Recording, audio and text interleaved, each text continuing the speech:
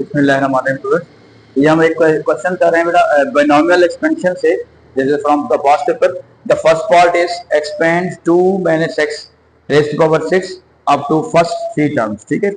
और hence find coefficient of x here in the expansion of 7 plus 3x into 2 minus x whole raise to power 6। Next आपके पास आ रहा है बेटा, hence find coefficient of x here in the expansion of 3x minus 2 plus 4x square into 2 minus x whole raised to power 6। इस आपको जो fourth part है, that is given that the coefficient of x square in expansion of kx plus 5 into 2 minus x raised to power 6 is 32। You have to find the value of k। Okay, अब इसमें बहुत important जो है the first part is really important, क्योंकि इसी part से जो है हमारे पास सारा कॉन्सेप्ट आएगा। तो फर्स्ट पार्ट बेटा हम जो सोल्यूशन कर रहे हैं, सोल्यूशन बेटा आपके पास है फ्रॉम द फर्स्ट पार्ट के 2 minus x raise to power 6, और हमने इसको क्या करना है, you have to find, you have to expand up to first 3 terms. Okay, अब इसको क्या करने जा रहे हैं, तो जैसे हमारा फॉर्मूला होता है कि a plus b raise to power n is equal to nc0 a raise to power n plus nc1 a raised to power n minus 1 b1 plus nc1 a raised to power n minus 2 b2 up to so on, isn't it? अच्छा, अब आपके पास देखिएगा, जब हम इसको expand करेंगे तो हमारे पास यहाँ पे बेटा a आ रहा है, और ये हमारे पास किसकी वैल्यू आ रही है, b की वैल्यू आ रही है। अब आपके पास क्या कॉन्सेप्ट बनेगा, जहाँ पे जो n है आपके पास वो 6 आ रहा है, ठीक है। आप जो पास है 6 है, 6c0 a हमारे पास 2 है, 2 raise to power 6 plus 6c1 a की वैल्यू 2 आ रही है बेटा, 2 की पावर 6 माइनस 1 मतलब 5 हो जाएगा, इसमें डायरेक्ट 5 लिख रहा हूँ। फिर b की पावर 1, b की जो वैल्यू आपके पास आ रही है that is minus x, then plus nc1 यानी 6c2 हो जाएगा, यहाँ पे सॉरी यहाँ पे 2 आएगा, 6c2, फिर a की पावर आपके पास 4 होगा n माइनस 2, और b रेज टू पावर 2 हो जाएगा। अब टू सॉल्व करते जाएंगे, लेकिन क्योंकि उसने कहा है कि you have to find only first 3 terms, तो ये फर्स्ट 3 टर्म में ये 1 2 और ये 3 टर्म आ गए, ठीक हो गया। अच्छा, इसके रिलेटेड चीज जो है, एक चीज आप और भी कर लीजिएगा, जब आप उससे कर रहे होते हैं कैलकुलेटर से तो वो ठीक है, लेकिन इसमें एक कॉन्सेप्ट आपके पास और देखिएगा, पास्कल ट्राइंगल। पास्कल ट्राइंगल बेटा क्या होता है कि जब आपके पास एक्सपेंड करते हैं, एक्सपेंड करने का एक कॉन्सेप्ट आपके पास होता है इन पास्कल ट्राइंगल, दैट इज, अगर मैं यहाँ पे लिखता हूँ 1 1, ठीक है जी, इसी तरह के जब 1 1 लिखेंगे तो 1 को और 1 को ऐड करेंगे तो क्या आ जाएगा, ये 2 आ जाएगा, ठीक है। 1 और 1 को जब ऐड करेंगे दैट विल बी 2। फिर यहाँ पर भी हम एक 1 लगा देते हैं, इधर भी एक 1 लगा देते हैं, फिर इन दोनों को ऐड करेंगे दैट विल बी 3, और इन दोनों को ऐड करेंगे ये भी क्या हो जाएगा, 3 हो जाएगा। उसके बाद जब हम इधर भी हम 1 लगा देते हैं, इधर भी 1 लगा देते हैं। नेक्स्ट आपके पास क्या रहा है, 3 प्लस 1 4, ये 6, ये 4, फिर यहाँ पे भी 1 लगा देते हैं, इधर भी 1 लगा देते हैं। इस तरह हम इसको कंटिन्यू करें दैट विल बी 5 प्लस की बात करें दैट विल बी 10 10 और 5, यहाँ पर भी 1 आ गया बेटा, और इधर भी 1 आ गया। अब आप इंपॉर्टेंट बात देखिए, हम क्या करने जा रहे हैं, इसको देखिएगा प्लीज। ये हमारे पास जो है एक ट्राइंगल बन गई है, इस तरह का मैं इसको कंप्लीट करूं तो ये देखिएगा एक ट्राइंगल हमारे पास बन गई है, this is known as the Pascal triangle, this is the name of the mathematician. Okay, अब इसका कॉन्सेप्ट क्या है, अगर आपके पास n 0 है, यानी कि अगर पावर होल पावर 0 है तो उसका कोएफिशिएंट 1 आएगा।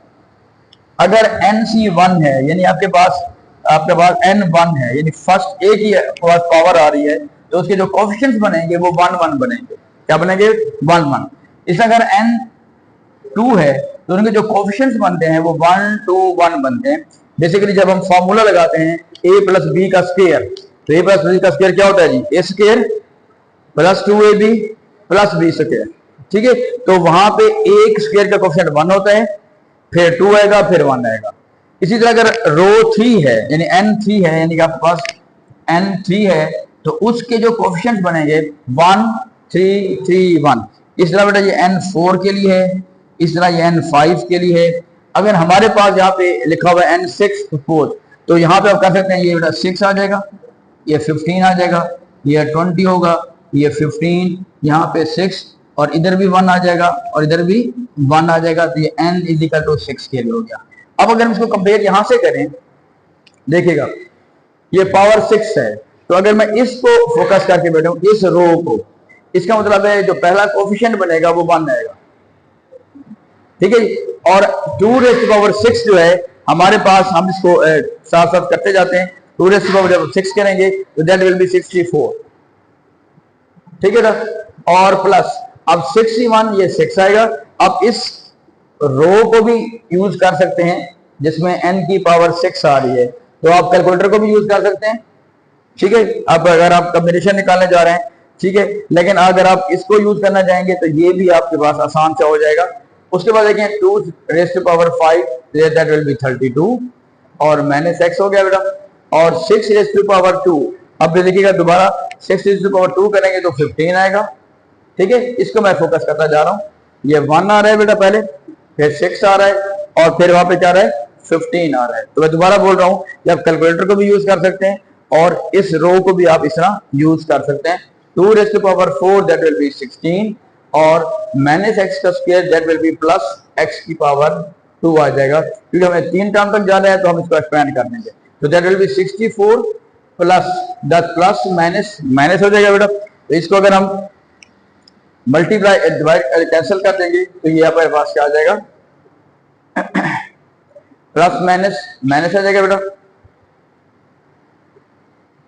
192x और प्लस जब हम 15 को 16 से मल्टीप्लाई करेंगे तो हमारे पास जो आंसर आ रहा था 240x के, ठीक है जी। तो पहला पार्ट आपका ये हो गया, क्लियर बात। अब ये इंपॉर्टेंट बात है, बाकी सारे पार्ट इसी से ही बेस करें, ठीक है। इसमें कोई प्रॉब्लम है तो डिस्कस कर लीजिएगा अगर कोई कमेंट बॉक्स में, लेकिन इस पोर्शन को आपने दोबारा से देखना है खास तौर पे। अब बेटा हमारे पास आते हैं सेकंड पार्ट पे।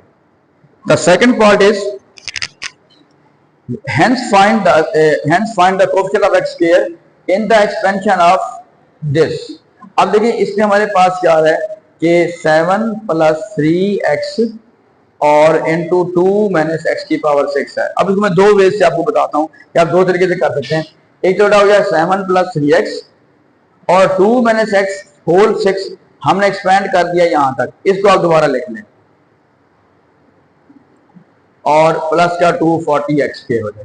लेकिन हमने क्या करना है कि you have to just find the coefficient of x square. हमने सिर्फ वो देखना है कि जहां पर आपका x स्क्वायर बन सकता है, हमने सिर्फ वही लेने हैं, ठीक है ना। तो कोफिशिएंट ऑफ x स्क्वायर वाले कौन कौन सी टर्म आ रही है, देखें 7 को जब इससे मल्टीप्लाई करेंगे तो x स्क्वायर नहीं आ रहा, 7 को जब मल्टीप्लाई करेंगे इसके साथ यानी कि 7 इंटू 240x स्क्वायर, इसमें कोफिशिएंट ऑफ x स्क्वायर आ जाएगा। फिर जब x की वैल्यू को इससे मल्टीप्लाई करेंगे सिंपल, तो वो भी आपके पास कोफिशिएंट ऑफ x स्क्वायर आ जाएगा। इस वैल्यू को मल्टीप्लाई कर रहे हैं जी, प्लस कर लेते हैं 3x इंटू माइनस 192x हो जाएगा जी। बाकी जिससे भी आप मल्टीप्लाई करेंगे या तो x स्क्वायर से ज्यादा आएगा या x स्क्वायर से कम आएगा, ठीक है। अब जब हम इसको मल्टीप्लाई करेंगे 740 को सॉरी 240 को 7 से मल्टीप्लाई करेंगे तो हमारे पास 1680 x स्क्वायर हो गया बेटा। और फिर प्लस देखिए ये प्लस माइनस माइनस हो जाएगा, जब इसको मल्टीप्लाई करेंगे तो माइनस हो जाएगा 192 को जब 576 x स्क्वायर। अब आप इसको डिवाइड सिंपलीफाई कर देंगे 1680 x square minus 757 x square 76 x square, तो हमारे पास आंसर आपके पास आ रहा है जी। इसको हम सवाल करेंगे 1104 x square, but the answer should be the coefficient of x square. So the required coefficient of x square is required coefficient आपके पास होगा that is 1104. This will be the first answer. Next the third part. We are moving to the third part. हाँ जी बात clear होगी ये वाली। अब main इसमें ये इंपॉर्टेंट स्टेप है, उसके बाद आपके उसी से ही सॉल्व करते जा रहे हैं। थर्ड पार्ट में है बेटा find the coefficient of x square in the expansion of this one। अब देखिए क्या दिया हुआ आपको 3x minus 2 plus 4x square into 2 - x whole की पावर 6। ठीक है बेटा। अब फिर वही बात कि आप क्या करेंगे, 3x - 2 प्लस 4x ओके है, और इसको आप जो हमने ये लिखा हुआ है बेसिकली इसके ही पोर्शन को हम आगे यूज कर रहे हैं। तो 64 - 192x प्लस 240x ओके है। ठीक है। लेकिन अगर कोई स्टूडेंट को थोड़ा सा अगर बेहतर कंडीशन है तो आप यूं भी कर सकते हैं कि इसको और इसको फोकस करते जाए, तो आप ये पूरा प्रोसेस ना भी लिखें तब भी आप कर सकते हैं, लेकिन उसे मिस्टेक का चांस है। अगर आप ये लिखते जाएंगे तो प्रॉब्लम नहीं, आपके सामने एक चीज आ जाएगी तो आपको फिर ज्यादा सोचना नहीं पड़ेगा। हाँ जी, now you have to find the coefficient of x square. Coefficient of x square की हम बात करें, यहाँ पे भी एक्स स्क्वायर की बात की है उसने, तो क्या होगा बेटा, अब हम देखेंगे किस किस को मल्टीप्लाई करें तो हमारे पास एक्स स्क्वायर है। ठीक है, एक्स स्क्वायर से कोफिशिएंट है, कैसे उसको मल्टीप्लाई कर सकते हैं बेटा। एक तो देखें 3x को मल्टीप्लाई किससे करेंगे, -192x से, तब एक्स स्क्वायर आएगा 3x इंटू -192x, इसे एक्स स्क्वायर आ रहा है। उसके बाद देखें जब हम इस 2 को मल्टीप्लाई करेंगे 240x स्क्वायर से, तब हमारे पास -2 इंटू 240x स्क्वायर, तब भी हमारे पास एक्स स्क्वायर आएगा। थर्ड क्या है जी आपके पास, ये है जब हम 4x स्क्वायर को किससे मल्टीप्लाई करेंगे, 64 से, क्योंकि बाकी से मल्टीप्लाई करेंगे तो कहीं पे x क्यूब आ रहा है तो कहीं पे x की पावर 4 आ रही है। ठीक है, but you need only the coefficient of x square. So आप इसको जो मल्टीप्लाई करेंगे प्लस का 4x स्क्वायर इनटू 64। अब आपको क्या करना है बेटा, ये प्लस की वैल्यू है और ये किसकी वैल्यू आ रही है, माइनस की वैल्यू आ रही है। तो जब हम इसको मल्टीप्लाई करेंगे 192 को 3 से, तो that will B 576, but that will B negative x square, और फिर माइनस है बेटा, जब इसे मल्टीप्लाई करेंगे तो that will B 480 x square, और जब हम इस 4 को इससे मल्टीप्लाई करते हैं जी हमारे पास आ रहा है 256 एक्स स्क्वायर। तो जब हम ओवरऑल इसको सिंपलीफाई कर रहे हैं, यहाँ पे नेगेटिव की वैल्यू 2 आ रही है बेटा, नेगेटिव 576 एक्स, फिर नेगेटिव 480, और पॉजिटिव हमारे पास क्या आ रहा है 250, तो हमारे पास आ रहा है 352 एक्स स्क्वायर। ओके जी, now the main concept is कि जब हमारे पास एक कॉन्सेप्ट आ रहा है कि 352 एक्स स्क्वायर के हिसाब से, ठीक है, तो दोबारा देखिएगा इसको, दोबारा देखना इसको 5, क्योंकि 5 है और ये 9 हमारे पास आ रहा है।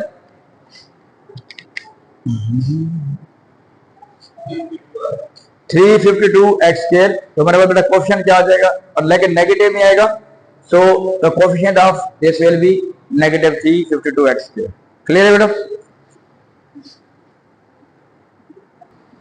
चलिए जी जरा करेक्शन कर लीजिएगा बेटा, ठीक है, ये दोनों नेगेटिव के हैं, तो जो स्टूडेंट हमारे साथ हैं तो वो नेगेटिव लिखा है, तो ये बेटा आ जाएगा नेगेटिव का 800 एक्स स्क्वायर, तो the coefficient of x square will be negative 800। ठीक हो गया जी। अब बेटा इसका बिल्कुल लास्ट पार्ट हम करने जा रहे हैं, वो मैं लास्ट पार्ट यहाँ पे कर देता हूँ ताकि हमारे पास यहाँ पे इसका कॉन्सेप्ट बन जाए। देखिए सबसे पहली बात है कि given that the coefficient of x square in the expansion of this, अब उसने आपको एक वैल्यू दे दी है, मैं इसी में अप्लाई कर देता हूँ कि kx प्लस 5 n2। अब लेकिन फिर वही 2 - x की पावर 6 जो है वो हम इसको दोबारा बेटा यहाँ पे लिख रहे हैं 2, यहाँ पे जब हम इसको सवाल दोबारा लिखेंगे तो that will B 64 - 192x plus 240x।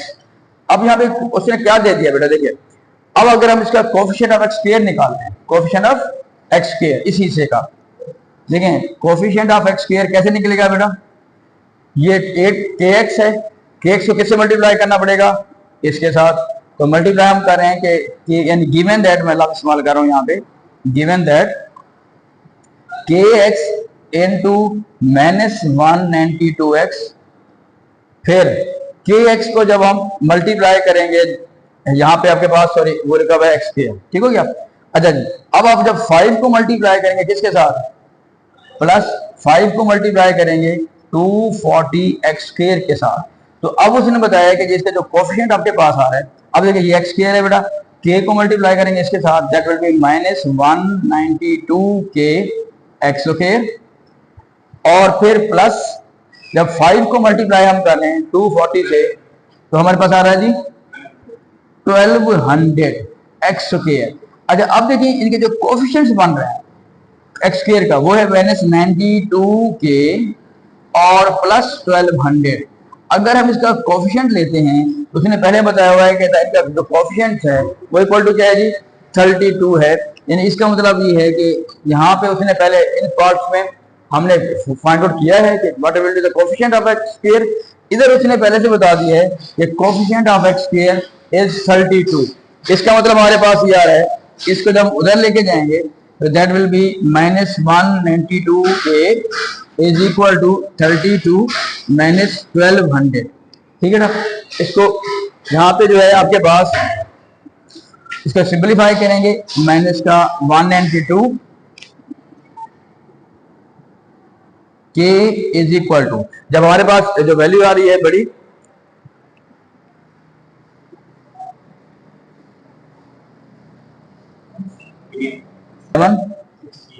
इसको डिवाइड कर दो आप 192 से।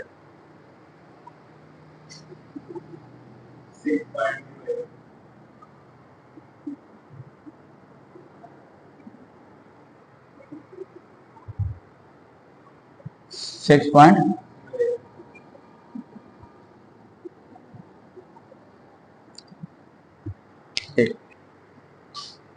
और बेटा इसको हम जस्ट कंप्लीट कर रहे थे कि यहाँ पे आपके पास -192 क्या आ रहा है बेटा।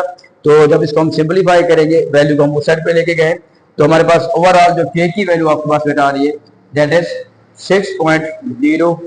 ठीक है जी। तो उम्मीद काफी आपको ये क्वेश्चन बेटा समझ आ गया होगा। इसमें कुछ बेसिक्स हमारे पास जो बायनॉमिनल एक्सपेंशन के रिलेटेड थे वो हमारे पास एक टॉपिक आ रहा था, कॉन्सेप्ट आ रहा था। लेकिन इस सारे सवालों में जो इस किस्म के क्वेश्चन होते हैं उसमें जो फर्स्ट पार्ट आपका है एक्सपेंड करना, ये बहुत इंपॉर्टेंट है। ठीक है। और ये मुश्किल भी नहीं है, इसी से ही सारा आपका क्वेश्चन जो है वो अप्लाई हो रहा होता है। ओके जी, थैंक यू।